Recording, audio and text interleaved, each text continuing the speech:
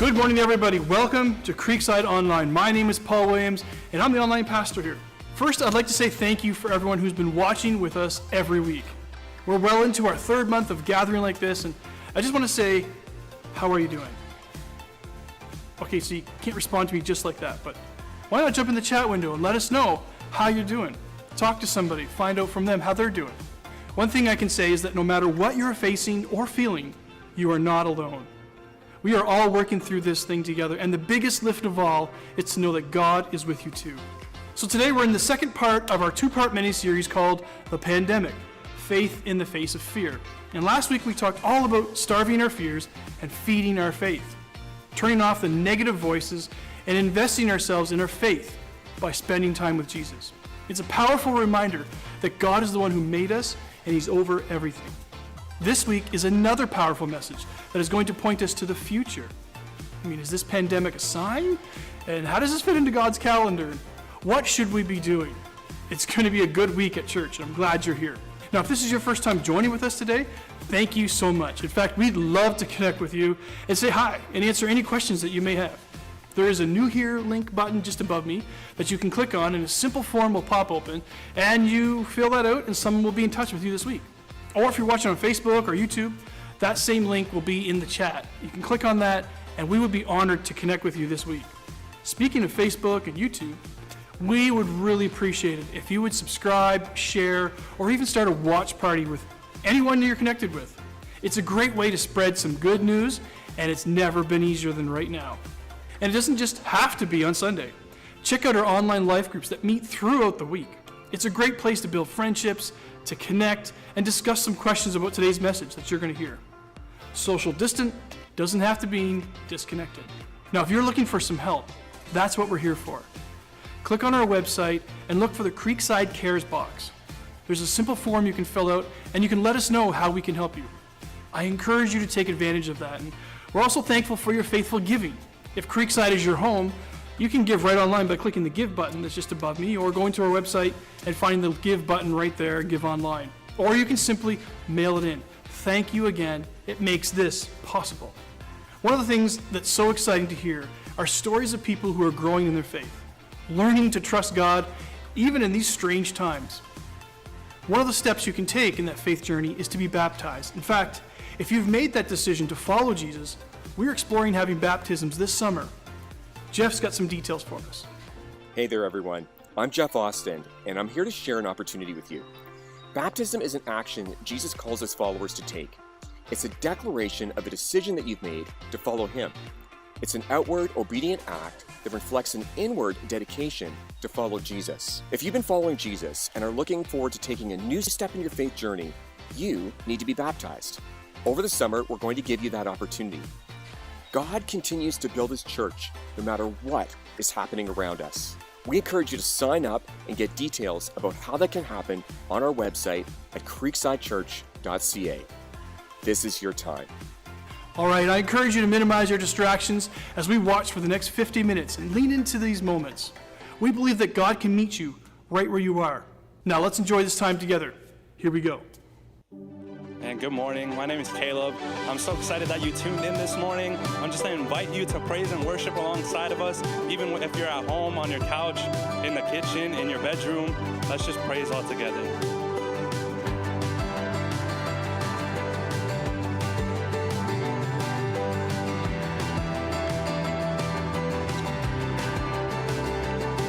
Oh, don't lose heart, oh my soul, and don't give up. There is hope, there is always hope.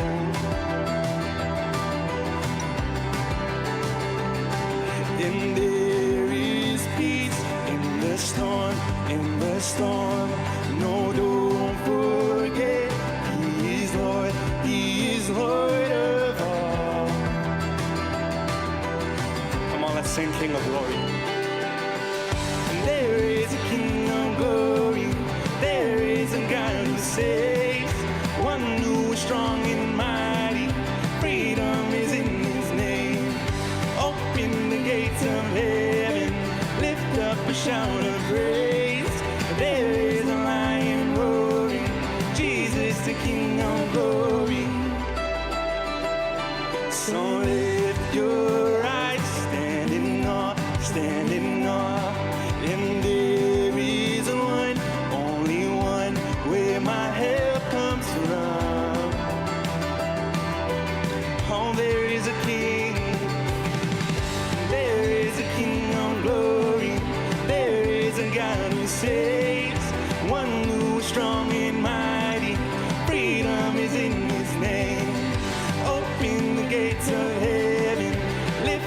shout of praise. There is a lion roaring, Jesus the King of glory.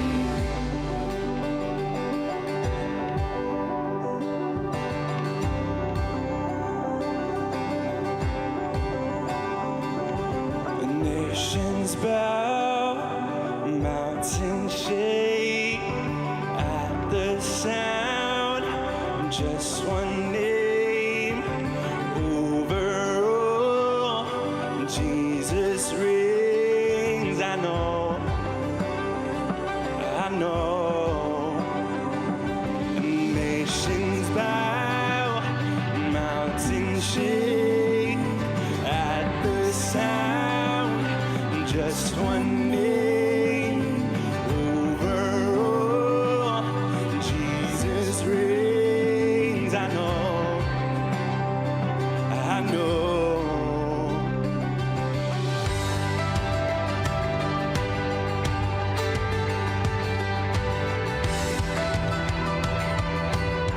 Let's sing it out. There's a King of glory. And there is a King of glory. There is a God who saves, one who is strong and mighty. Freedom is in his name. Open the gates of heaven, lift up a shout of praise. There is a lion roaring, Jesus the King of glory. Jesus the King of glory.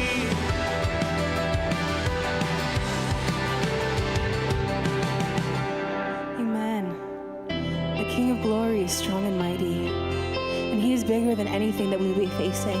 He is faithful, he is just, and we can trust in him. So I encourage you to press in and to believe the words that we're going to sing.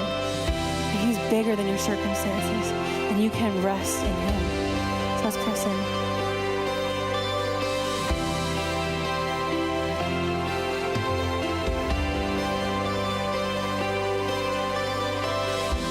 Speak to me when the silence steals my voice.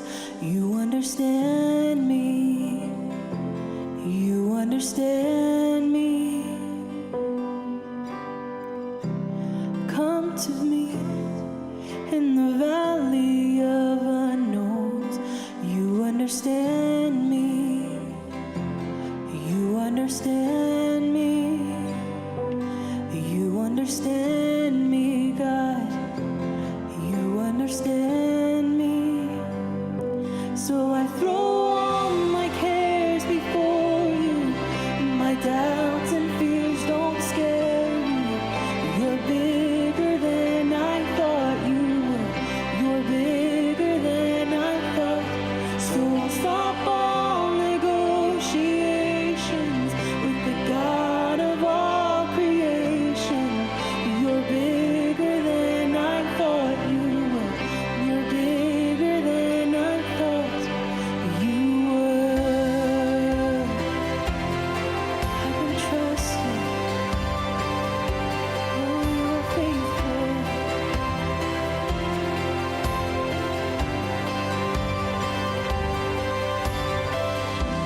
I believe, but help my unbelief. You understand me. You understand me. Help me reach. Help me reach the faith that's underneath. You understand me. You understand me. You understand me, God. You understand me. So I throw all my cares before you. My doubts and fears don't scare you. You're bigger than I thought you were. You're bigger than I thought. So I'll stop all negotiations with the God of all creation. You're bigger than I thought you were. You're bigger than I thought. You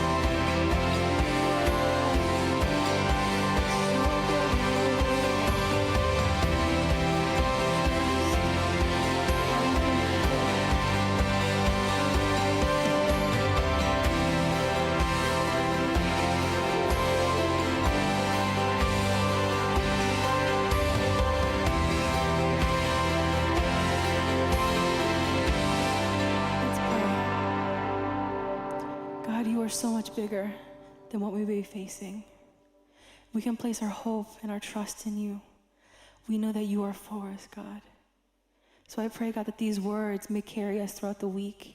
On Monday and Tuesday, God, when fear and anxiety may creep in, may we remember, God, that you are faithful and that you are so much bigger than any circumstance, God. So we honor you, we glorify you, and we give you these moments. Amen.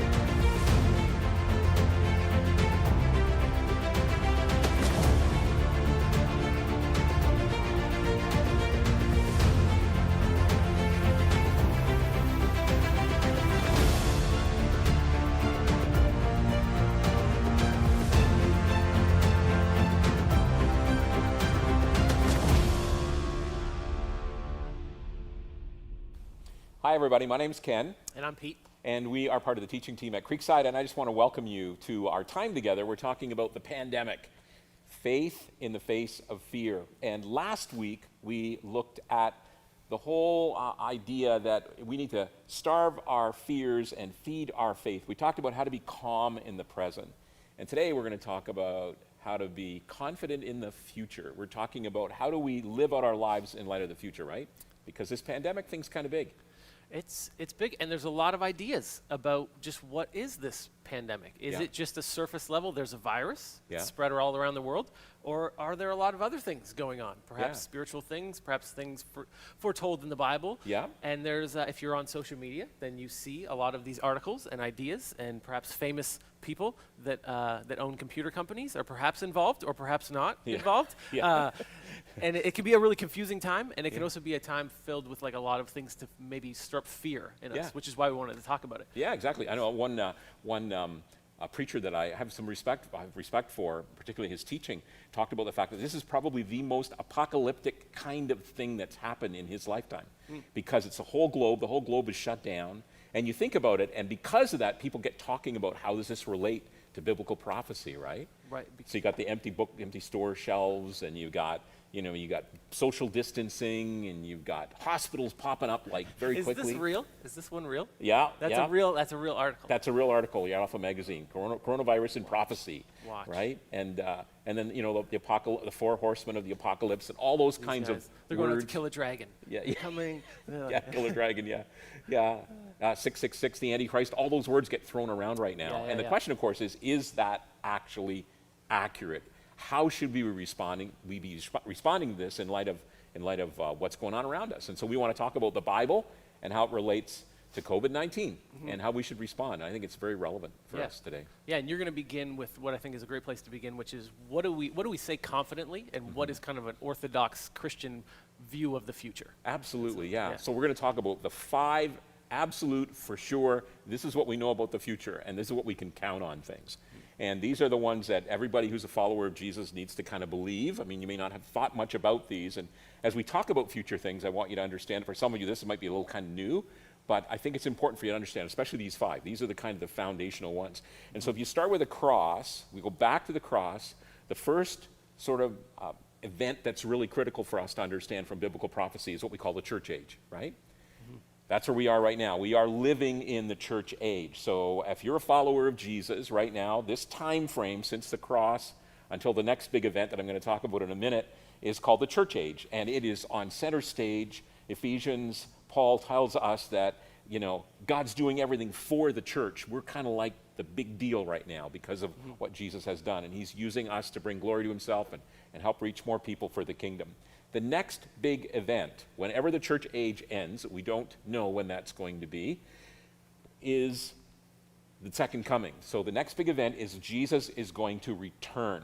And it's very clear in Scripture that he's going to return physically, really, actually come back, okay? That's what's going to happen. The next big event, the number 3, is called the resurrection, when everyone's going to be resurrected. And we know that's going to be true because ultimately it happened to Jesus. And because Jesus was resurrected and showed his power, we too are going to experience that as well. So we've got the church age, the second coming, the resurrection. The third big event we know historically is going to be the judgment time, when God is going to judge everyone according to how they've lived their lives. And it's not a judgment around, from everything we understand, around destiny, where you're going to be separated from God forever, or you're going to be living with God forever, but it's more about the degree of punishment or degree of reward, and that's what's going to happen at that time. And then we move into number 5, which I think all of us are anticipating with great delight, and that is a new heaven and a new earth. And we know that Jesus is going to make everything new, and we're going to live forever with him in that context. It's really, really a cool thing to experience. So that's just the basic, and these are the 5 key things: church age, second coming, resurrection, judgment, and the new heaven and the new earth. Now, some of you, hopefully all of you have heard of this before, you understand this, but if you look at different ways that people have examined future things, they have unpacked it all in greater detail. And you don't have to remember this stuff, and I don't mean to overwhelm you with it today, but I do want to just kind of unpack a little bit of it, because I think it'd be helpful for us as we talk about the coronavirus. And even to put it into categories of, this is what we all are down with. Yes. And then here's some other ideas that you're going to hear about if you're around church for any number of time. And to be able to put those in maybe another category of interesting, speculative, maybe helpful. Yes. But not the foundation the way that this is. I'm not going to die for these next ones, okay? But these ones, I'll go to the wall on these, because the Bible's really, really crystal clear on them. So here's the next thing that we know is going to happen, or that some people believe is going to happen according to their system, is the thing called the rapture. And the rapture, and you may have heard of it, it's when the rapture of the church is taken away. Suddenly, Jesus comes, doesn't come to the earth, but he calls believers out of the earth, and they all go to meet Christ in the air. This is a view that a lot of Christians have, and that launches something called the tribulation period. The tribulation period is a period of time in which there's a lot of chaos on earth. God is pouring out some judgment on earth. If you understand that, we talk about the Antichrist and 666 and all those kinds of things get shown up there.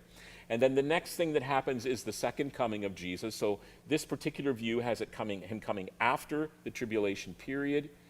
And then he comes back and he sets up his kingdom on earth physically. This view has there's a resurrection that takes place, and there's this new kingdom where Jesus physically sits on the throne of Jerusalem, and it's called the millennium. Millennium stands for 1,000 years. And then following that, we have another resurrection at the end of the millennium. That's when the judgment takes place, and where we have the new heaven and the new earth. So you can see that the core issues are still there, but the timing and when they flow, this particular view, which is, I want to unpack a little bit more about it, particularly around the word tribulation, because I think this is very appropriate to what we're dealing with when we talk about the coronavirus and our context today. So this is a view of the future that's called a pre-tribulational view. And what's called a premillennial view. But I don't want to talk about the millennium. I do want to talk about this period of time called the tribulation, because there are 2 primary views around the tribulation. One of them is the view that the Christians are taken away. That's called a pre-tribulational view, that Christians are taken off the earth at that particular time. So there are no more Christians. And then there's another view called post-tribulational view. And a post-tribulational view is different from a pre, in that Christians are not taken off the earth, and Jesus returns post-tribulation at the end of the tribulation. So the rapture just doesn't exist at all. Now, this particular view, pre-tribulation versus post-tribulation, part of the reason that I want to talk to you about that is because it has a bearing on the coronavirus today. So, for example, if you're a pre-tribulational person, you believe that Jesus is going to come back and rapture people off the planet, then the signs are not for you. There are no signs. The fact of the matter is that the signs happen inside the tribulation period. They don't happen before it. You could say, well, this happens, therefore we must be getting close to the end. Well, maybe, maybe not. It doesn't have any bearing really on it at all. If you're a post-tribulation person, you would say, well, this coronavirus isn't a sign because it doesn't fit into all the tribulation that's there. And post-tribulationists can have a variety of views around the tribulation. The bottom line is, whether you hold a pre-tribulation view or whether you hold post-tribulation view, the coronavirus doesn't fit the timeline. It isn't part of what's going on at that particular time. Now, my particular view at this particular point is that I'm a pre-tribulationalist. I believe this rapture is going to happen. But, and I've said this often, if you tickle me, I might change my mind and become a post-tribulationalist, because the teaching in Scripture is quite fascinating. There's a verse, Revelation 3:10, which pre-tribulationists will use to say they're going to be gone out of the tribulation, and post-tribulationists will use the very same verse to say, no, we're going to go through the tribulation. And that's the kind of dialogue that happens around that. So. And when social distancing is done, I'm going to tickle you to change your mind. But one of the things that we've talked about leading into this is that we have different views on these specific things. Not on the big five. No. We're united in that. Yes. And that we have different views in that. And so as Ken's quickly shared, I'll quickly share that I would have a view of just really holding those five, and that the rapture, the idea that God's going to take the church away, I wouldn't hold to that. Right. And the idea of like a tribulation as a unique 7 years, or that kind of literal, I would say I wouldn't read that as literal. And so I would just stick to really the five, that we're in this time, bad things are going to happen. Yep. It's going to feel like sometimes the end of the world, and then maybe everything's going to get better, but we're just waiting for Jesus' return. Yeah, and the cool thing is, in our church, there's people with all kinds of positions on this, and I think that's a good thing. I think this is one of those areas where it's healthy to have a different opinion of it, because it can be very, very confusing. And I was a guy who I overdosed on prophecy when I was younger, and to the point where I had dates set, I had everything set up like that, and they didn't happen. And we had groups we were gathered together to do this, and it just got crazy. And I then maybe swung the pendulum too far the other way. But anyway, so this is what we believe. But as we've just been saying, it's these five that matter most, and these five that you can count on. Jesus is going to come back. There's going to be a resurrection and a judgment and a new heaven and a new earth. And it's going to be awesome. It's going to be awesome. And that should help us during this time. Yeah, it's awesome. And I think it's just a great way to as you learn to do theology, to be able to, because this happens with almost every topic. Yeah. What's the core? What are the foundation of the pillar things? Yes. And then what are the things that are on the periphery? Yes. And to be able to draw that distinction is really helpful. Absolutely. And can help you to understand why different churches exist, and where we disagree. And hopefully, if we understand it this way, it'll help lead us to unity. Yes. In the end. Yes. Of it all. Yeah. But I love these five because I think that they're all really that we need. It gives us everything that we need to be faithful followers of Jesus. Yes. And sometimes all that other stuff can be a bit of a distraction. Yes. And so what I want to talk about next is something that I think can become a distraction for us, which is signs. And the idea of signs. And are there these signs that we're looking for? And are there things that we should be looking for? Are there characters that are going to be emerging that we're supposed to be looking for? And are we supposed to take those as like tips that we're supposed to do something? And so I want to talk about the idea of signs, and really, should we be looking for them? Like, should we be looking for signs? Is that part of what it means to be a Christian, that we're looking for signs? And is the world supposed to get like really, really bad and really, really strange? And is that something that we're supposed to be anticipating? So I want to talk about that a little bit. And the first thing I want to look at is just something to help get us our perspective. Maybe change your perspective a little bit if you're seeing the pandemic as something that feels like this is a sign. Yeah, this is definitely, I'm 35, the whole world is, this is definitely a sign. And so I saw this on social media the other day. I think it was supposed to be about helping us have more gratitude for the time that we're living in, but I think it actually plays really well into this. So let me read it for you. Imagine that you were born in the year 1900, and on your 14th birthday, World War I starts, and you're thinking, this is a sign. This is a sign. The whole world is at war. And then it ends when you're 18. Okay, well, the war's over. Jesus didn't come back. Okay. But then later in that year, a Spanish flu epidemic hits the planet and runs until your 20th birthday. Flu, killing millions of people. Maybe this is a sign. Nope. Then on your 29th birthday, the Great Depression begins. Unemployment hits 25%. The world GDP drops to 27%. The whole world's unemployed. Everything's falling apart. Maybe this is a sign. Yeah.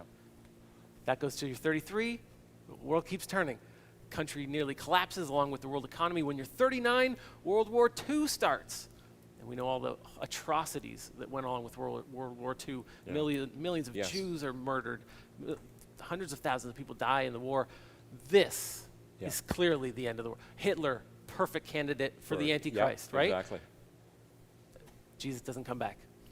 On your 41st birthday, the United States is pulled into World War II until you are 45. At 50, the Korean War starts, another war. At 55, the Vietnam War starts, another war.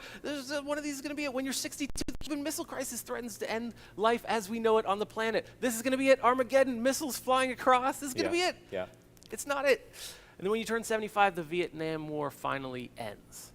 So if you're looking for signs at how many points in your life, if you were born in the year 1900, Yeah. might you have thought this is the end of the world? Yeah. Or I go back, so that's one example to maybe start to get you thinking, if I want to be a person that's looking for signs, what kind of life is that going to mean that I'm Right. on? I go back to the early church. I think about the first 300 years of Christianity. Jesus says there's going to be tribulation. There's going to be like times of intense persecution. This is going to be a sign of the coming of the Son of Man. Well, there was 300 years of that. How many times during that 300 years did you think, okay, they're feeding us to lions now. Yeah. Okay, they're lighting us on fire now. Yeah. This is clear. Jesus is coming back any moment. And, Yeah. yet he didn't. I'm just reading a book. It's really thick. It's called Dominion. It was just written actually last year, and it's all about the influence that Christianity has had on the world. And in particular, one of the things that he talks about in there is the persecution that Christians went through. And it is mind-blowing, some of the things that they had to experience. Many, many of them gathered up, and it's just awful what took place. And clearly that would be, oh boy, Jesus has got to come now because look what we're going through, right? Yeah, so if you're waiting for when we see intense persecution, that'll mean a sign. Well, we've had many revelations of Yes. cycles of that already. Yeah. Or I think of if you're just in a really poverty-ravaged country right now, and you're looking at, we don't have enough food to eat. Like it feels like we live in famine mode. Yeah. Maybe a sibling of yours gets dragged off into some sort of slave labor situation. Maybe you're in a country where there's bombs that fall from the sky. It's like fire is falling from the sky. In those places, it would feel like clearly this is the end of the world kind of scenario. And yet none of those scenarios have led us to the end of the world, to the return of Jesus. And so I think about like ever since I was a little boy, I feel like there's been one idea after another of this is going to be it. Yeah. And I'm only 35. Yeah. And I've seen many of these iterations. And you were telling me about a book, what was it called? 88 Reasons Why Jesus is Coming Back in 1988. And it was a bestseller until? 1989. Until 1989. Yeah, and I remember because I was doing the math too. I had Jesus come back in 1988. I had done all the math, and anyway, obviously my math's not as good as I thought it was. So my question with that, if you can get that perspective on, my question is, should we keep this up? Yeah. Should we keep up keep guessing and inevitably one of us will be right. Yeah, if we all exactly. just keep guessing, Yeah. and so should we keep it up? Is that what it means to be faithful followers of Jesus? That we're Right. these signs people? Is that what we want to be known for? And you can probably tell by my tone, I don't think so. No. I don't think that that's what we want to be known for. I don't think that we should keep it up. And so what I want to do is look at Jesus' words that I think give us the actual focus that we should have as Christians. And they're his words in Matthew chapter 24, and it's right after he's given what many people interpret as his list of signs, although many people interpret it as, no, this isn't signs for the end of the world. It actually is connected more with the destruction of the temple in Jerusalem. Anyways, there's a whole bunch of things like false leaders and persecution and the sun and the moon and earthquakes, and he says all these things. But then he jumps in and he says, therefore. So this is sort of okay guys, there's all these things are going to happen. I think the disciples may have been thinking these are signs, but Jesus never calls them signs. Yeah. And then he says, therefore, here's what I want you to do. Things are going to get crazy. Keep watch. Keep watch, yeah. Because you do not know on what day your Lord will come. But understand this, by the way, you do not know. So stop trying to figure it out. Yeah. Stop And trying Jesus to do the doesn't math. know. And earlier in the passage he says he doesn't know. Yeah. Only the Father knows. Yeah. But understand this. If the owner of the house had known at what time of night the thief was coming, he would have kept watch and would not have let his house be broken into. So you also must be ready, because the Son of Man will come at an hour when you do not expect him. So Jesus is saying, you got to keep watch, you got to be ready. And some people would hear that and go, see, we got to be keeping watch, we got to be ready. That's why we need to know when the signs are, because that's what Jesus is telling us to do, is keep watch. I actually think that he means something different, and as he goes on to continue in this passage, I think he's going to define for us what he means by keep watch and what he means by be ready, and that it doesn't have to do with being a person who's sitting looking for signs. Right. And so this is what Jesus says. Who then is the faithful and wise servant, So this is, I think he's defining for us who is the person who's keeping watch. What does it mean to be a faithful and wise servant? Because that's what we want to be. Right, We want Jesus to absolutely. return and say, Absolutely. you were doing good, you were my faithful and wise servant. So who then is the faithful and wise servant? Whom the master has put in charge of the servants in his household to give them their food at the proper time. So he's saying, imagine like a household, imagine like we're brothers and sisters in a household. Who then is being a good member of the household? And so it's all these ideas of serving one another, loving one another. He's saying this is what it means to keep watch, is to be that person in the household who's serving, taking care of one another, doing what I told you to do. Right. That's what it means to keep watch. Then he says, it'll be good for that servant who's doing what I told them to do when the master finds him doing so when he returns. And I love that finds him doing so, because it's not this person was at the door when the master returned, Right. and he was like, I saw you, master. I saw all the lines, and I saw it. I was ready for you. It says, no, he was just in the house. busy. He was busy doing the work of the master, and the master comes in and finds him doing those things when he returns. Truly, I tell you, he'll put him in charge of all of his possessions.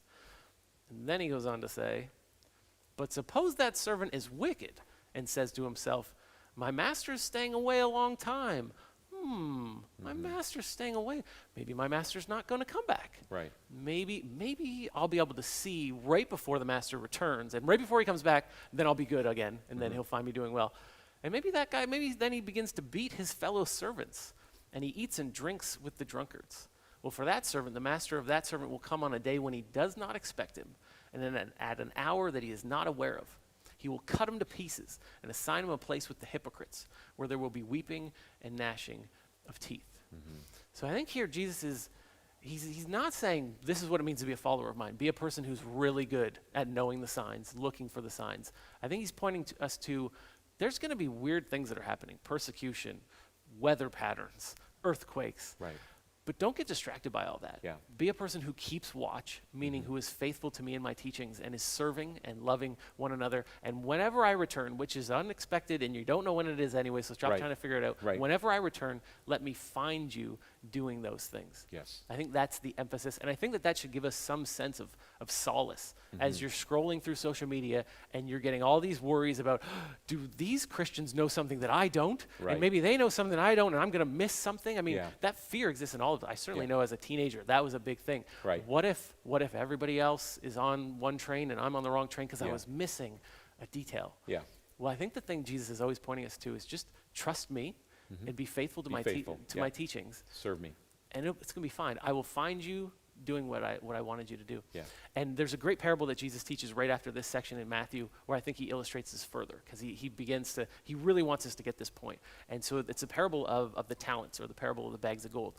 And I've heard many different interpretations of this, so if you don't like this one, it's okay. This is just one that I find helpful. And I find it helpful because if you know this parable, there's a moment in the parable where the master, who we think is the God character, that's how we're supposed to read it, gets really angry at one of the servants, and it seems like an overreaction.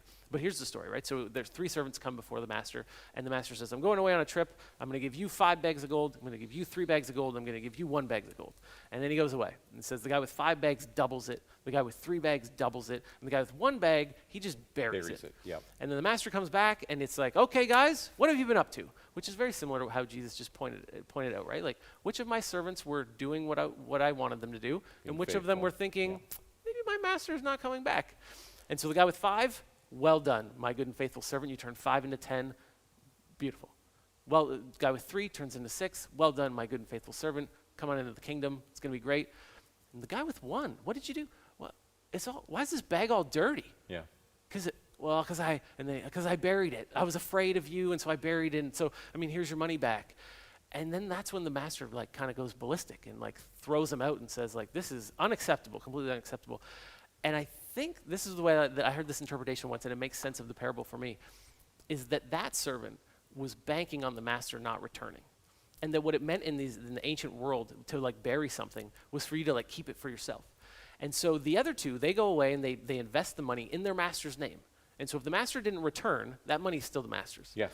But the guy who takes the bag and he goes and buries it, perhaps he's thinking what Jesus just said that we just read a second ago. What if the master doesn't return? Yeah. Well, if he doesn't return, I can go dig that bag up and it'll be mine. And when he brought the dirty bag of gold to the master, he knew exactly what that guy had done. You thought I wasn't coming back. Yeah. And so you just started to do whatever you want. Yeah. And so I think, again, Jesus is teaching us what it means to be faithful to him is to expect that he's coming back. Yes. to never live as though maybe he's not coming back. Maybe I should hedge a little bit. Maybe a little bit of the ways of the world and a little bit of Jesus. Yeah. And when I see the signs start to change, then I'll go 100%. He's like, do not try to play that trick on this master, because he's not going to have any of it. Yes. And I think that's what it means to be a person that keeps watch. And I think that can free us up. It's a really high calling, still a very high calling, but it frees us up, at least frees me up from any sort of fear of, what if I miss a sign? What if I miss a step? Yeah. That kind of thing. Yeah. Yeah.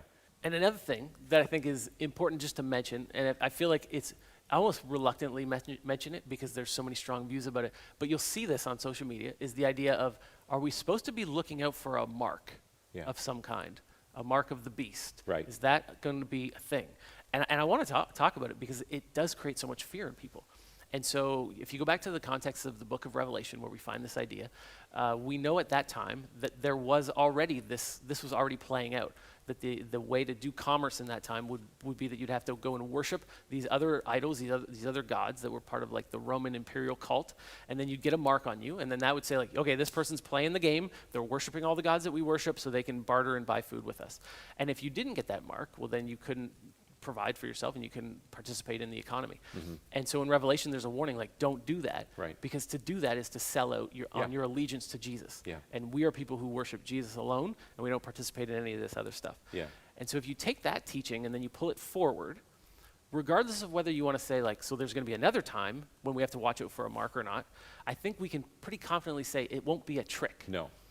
It won't be hidden in a vaccine. Yes. It won't be hidden in like a tracking thing. It will be very clear that when you take this mark, you are selling out on your allegiance to Jesus. Yes.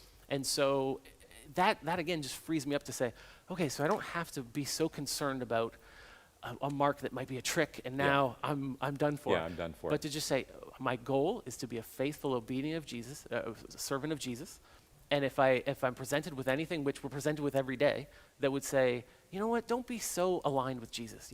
Sell out a little bit here, worship this idol here, that we must absolutely reject that. And it may come in the sign of a mark, it may come in the sign of who knows how many other things. Yeah, exactly. It's going to be black and white issue. It's not a gray thing. You'll be making a decision on the basis. You'll be knowing what you're doing. It's not going to be a trick, as you mentioned. Yeah, for sure. Absolutely. Yeah. Cool. So, My turn? With that, it's your turn. Yeah, okay. So here's the question. What do we do? How do we live now in light of the fact that we're in the middle of this pandemic? And I think that's a really healthy question. I think it's the right kind of question. I think God gives us all kinds of insight and instruction around this. And I love this little quote from the Lord of the Rings. Frodo is saying, I wish it need not to have happened in my time. In other words, I wish that I wasn't carrying this ring. I risked this whole terrible experience wasn't mine. And Gandalf says, so do all who live in such times. But that's not for them to decide. All we have to do is to decide what to do in the times given to us. So how are you going to respond? You can't change the pandemic, but you can change you. You can't change your circumstances, but you can change you. How are you supposed to do that? And one of the things that we talk a lot about at Creekside is don't waste a tough time. Life is filled with tough times. Don't waste them, because tough times are special times. There really are. Not a lot grows on the top of a mountain, okay? Because there's nothing really to grow up there. And we love mountaintop experiences. We love when things are warm and fuzzy and nice and pretty and ooh, that's where I want to stay. Keep me up here, Jesus. This is really wonderful for me. But the truth of the matter is that most of the stuff grows in the valleys where all the manure is, okay? That's where it grows. That's where the fertilizing is. And that's where we often grow too. And this pandemic is one of the special times in our lives. And I'm not in any way demeaning all the pain that's happened, all the death that's happened, all the struggles that we're going through. But in the middle of it, there are some gems that we need to sift through. There are some wonderful experiences that we can have that will help us feed our faith and help us to really, really grow. And tough times can do that. And so I just want to talk about a few of them. We're going to both talk about a few of them. One of them that I want to share right away is realize that you are vulnerable. One of the things that this pandemic has done, I think, perhaps more than anything else in my lifetime, is that we human beings are not the big shots we thought we were, right? Our money, our science, our military, our government, our medicine, all the education, all those things combined, and here we are isolating ourselves from one another, keeping 6 feet apart, because this thing has really gotten everybody on the planet in a place where you're starting to think, man, we're vulnerable to things. And I think if there's anything this pandemic can do, it can cause us to recognize how little control we really have, how we're not the big shots that we used to think we were. And I think this is one of the lessons from the life of Job. I mean, here's Job. He's a righteous man. He has everything going for him, and he loses it all. And if you work through the passages and all the chapters in the book of Job, you understand the struggle that he's going through. And then he comes to this incredible point where he sees God in a way that he's never seen God before. And the reason he sees God the way that he's never seen him before is because the struggle he's been through has forced him in the valley to really look up and see God. And he responds this way. He says, I know that you can do anything and no one can stop you. And I love that line, and I want to be Job right now. I want to be in the middle of whatever the pandemic of my life is experiencing, the difficulty and the challenge. I want to be a person who says, I know you can do anything, and because you can do anything and nothing can stop you, I'm going to put my faith and my hope and my trust in you. And I just think that's just so important. And what do you do when you're feeling vulnerable? What do you do when you look at the world and say, they haven't got it all together, like they're not as strong, as powerful, as wise as I thought they would be? I think it should cause us to look to God. And I really hope and pray that that's what will happen more and more in my own life and more in the lives of all of us who are part of Creekside and even in the broader faith community, and those who are not followers of Jesus, okay? God is large and in charge. And Isaiah echoes these kinds of words, Pete, when he says, when he writes, God is speaking here, I am God and there is no other. I am God and there is none like me, declaring the end from the beginning and from ancient times things not yet done, saying, my counsel shall stand and I will accomplish all my purpose. And I love Isaiah because he just really sees God clearly and he's able to just, lean right into God. Our limitations have been exposed, but God's limitations are, he has no limitations. Yeah. He does whatever he wants. I love what you're saying. It's like I think worship does this. I think this is why we worship once a week is, or hopefully worship more than once a week, but why we gather is there's this reorienting that happens. That the longer that we go without these times of remembering who God is, it's almost like we start off crouched and slowly we're like, you know what, maybe I don't need God. Maybe I'm God. Maybe I don't need God. Yeah. And you need these moments where you just kind of are drawn back to your knees, and it's like drives you back to the fear of the Lord. The beginning of all wisdom, the foundation of it all is the fear of the Lord, which is the recognition of the hierarchy here. Yes. God is God and I am not. Yes, exactly. And that's such an good theology. That's such an important piece, and we forget it so quickly. And so that's one of the things the pandemic is giving us as a gift is you're not God. You remember that now, right? Like, saying it to the whole planet. Yeah, exactly. Snap out of it. Wake up. Go to your room. Yeah, exactly. Exactly. Yeah. So the next thing that I had that I want to talk about was that I think it's teaching us, or at least gives us the opportunity to think about, is that it places death right in front of us, that our own mortality is right in front of us, and maybe makes us ask the question that I think we see the early Christians had really clear in their minds, which was, are we afraid of death? Yeah. Because we serve and we follow and we worship the one who defeated death. And the early Christians seem to have given us an amazing example of what it means to not fear death.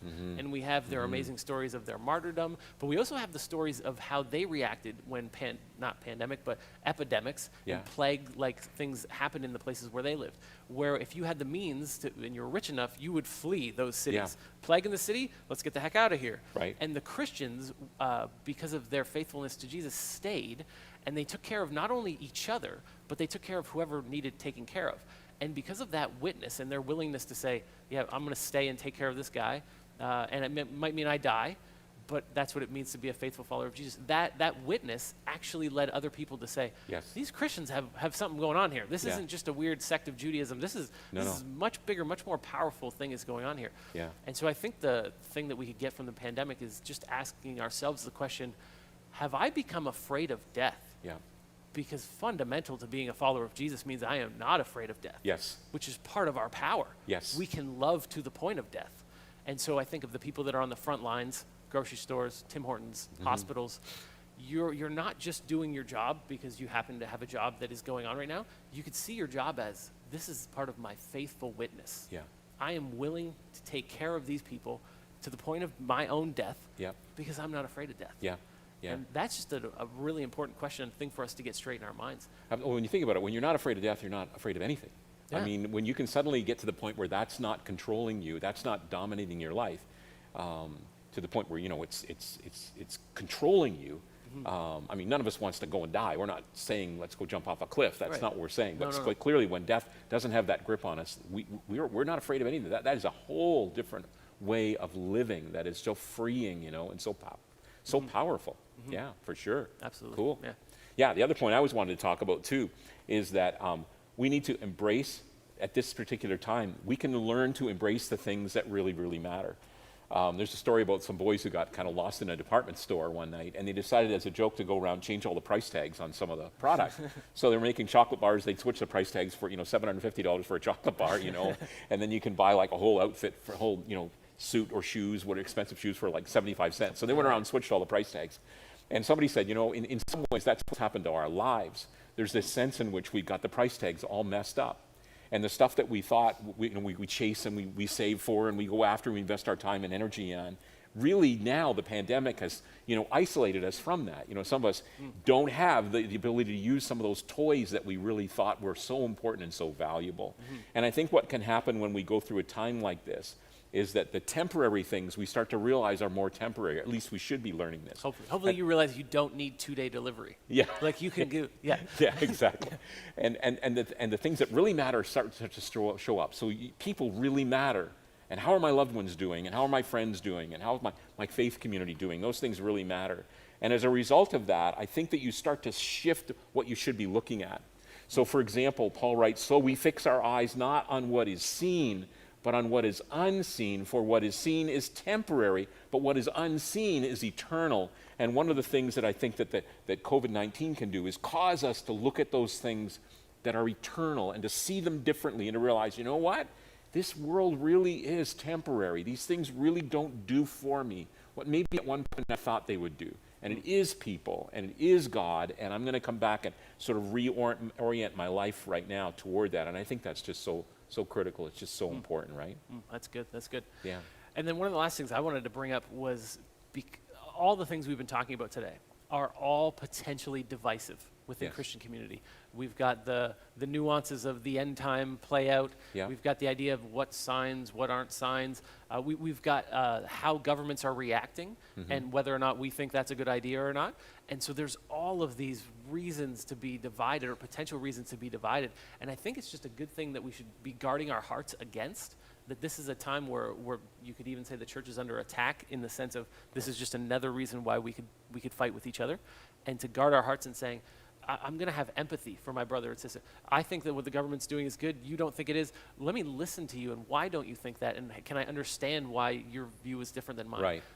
And yeah, I just think that this is a time that could lead to a lot of, well, that person thinks that was a good idea. That leader was a good thing. Yeah. And I mean, we're all in such different boats. Some of us are going through, this is a lonely time. Some of us, this is a chaotic time with kids. Yeah. Some of us are losing our jobs. Some of us, our job is even crazier. I think of Paul behind the camera right now. Hardest working guy at the church right now. Yeah. Sorry if I'm offended someone else by saying that, but it seems that way from the new guy's perspective. And so just to say, to be aware that this doesn't become a time that divides us. Yeah. Slow down, listen, respect, value, honor, love people. Yeah, all of that really, really important to do for sure. Yeah, one of the things I would say to us and say to you is this is a great time to kind of wake up. Wake up in a whole bunch of areas, you know. I don't know if you've ever had somebody tell you to wake up. Maybe you're with somebody in a car and you're going the wrong way down a one-way street. Been there.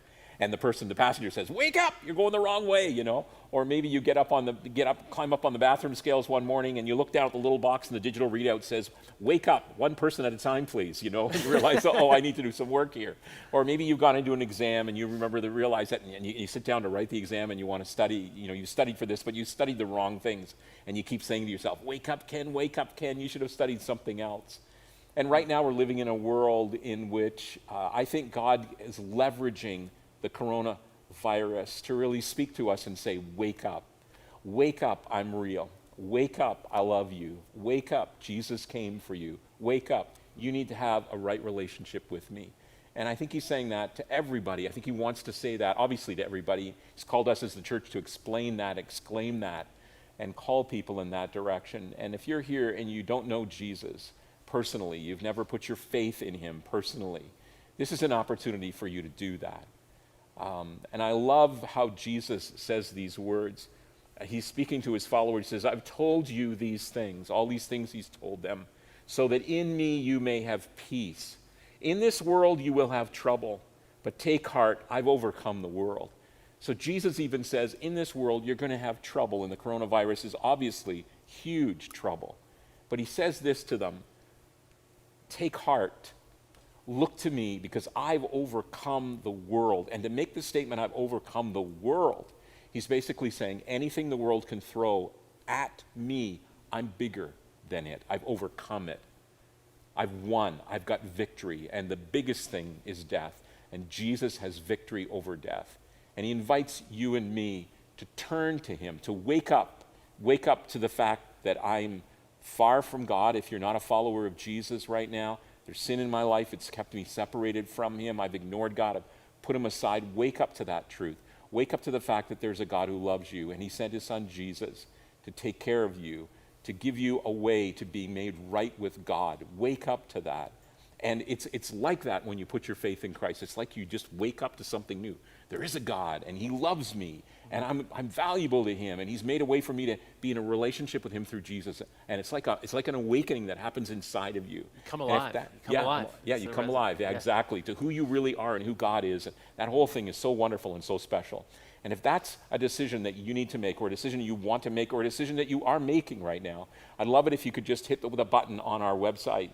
And we want to get someone to connect with you and help you make those next steps to become a follower of Jesus and to know what it's like to have that peace that Jesus has to offer us, even in the midst of this coronavirus. It's beautiful. It's beautiful how you phrase that. I love it. I was watching an interview with Tim Keller and Francis Collins this week, and he said something that I thought we could end with today. He was talking about all of the uncertainty that the pandemic has brought, and the questions of has God caused this, or why does God at least allow this to happen, and what do we do with that? Kind of almost like the problem of suffering. And he phrased it this way. I loved it. He said, we may not be able to explain the why of suffering, but we know that it doesn't mean that God doesn't love us. Mm-hmm. We may not be able to explain why is this happening, all that, right, but we know because of Jesus. Yes. That it doesn't mean that God doesn't love us. Absolutely. And there's this word that the early Christians kind of coined, and it would be something that they would say to one another, and they would say it in the midst of the chaos that they were faced with the martyrdom. And imagine like someone just got dragged away and they were killed, and you're like, this is what it means to follow Jesus. We're going to get killed. There's plagues happening, and they would constantly want to remind each other that Jesus was still going to come back, that they had this hope that Jesus was going to return. And so they would say this word Maranatha, right, which actually, when I was looking it up this week, I realized has kind of there's a bit of competition of, does it mean that Jesus has come, or does it mean that he will come again? Does it mean like our King has come, or our King is coming again? Okay. And I kind of like to blend the two together and say, I like that. Say he has come, and he will come again. And because he has come but once before, we know what he's like. Yes. Which is why we can't wait for him to come back. Yes, exactly. Yeah. So I wanted to end today by just saying, Maranatha, Ken. I can't wait for our King to return and to heal all that is broken in the world, and to heal all that is broken within us. And I say to you, Pete, Maranatha, our Lord has come, and our Lord is going to come. And we say to all of you out there, Maranatha, our Lord has come, and our Lord is going to come. Maranatha.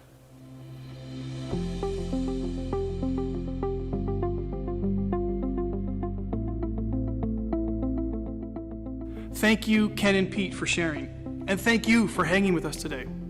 You know, when Ken was sharing about Jesus and his great love for us, it applied to you. If you've decided to follow Jesus today, or you want to find out more information about who Jesus is, we want to help you take your next step. Take a moment right now. Click on that button that you see in the chat that says, I committed my life to Christ. And then click on the prayer button. Someone will connect with you right here online to pray with you and help you take your next steps. Or if you're watching on Facebook and YouTube, there's a comment in the chat that will link you to a simple form. Submit that to us, and we'll be in touch with you as soon as possible. We want to say thanks and pray with you and help you take your journey towards Jesus. And if you're going through a rough time and you need some help, please reach out to us using that Creekside Cares form that's found on our website. We hope these services are an encouragement to you. And please feel free to watch them again on our website or on YouTube. And we'd love to hear your feedback. Send us your comments, your questions, your your pictures. Send it to online@creeksidechurch.ca. And next week, How to Start a Revolution is back. It's an ongoing series where we look at the early church and how it applies to us today. In fact, it's more applicable today than you would ever think. Have a wonderful week, and Maranatha.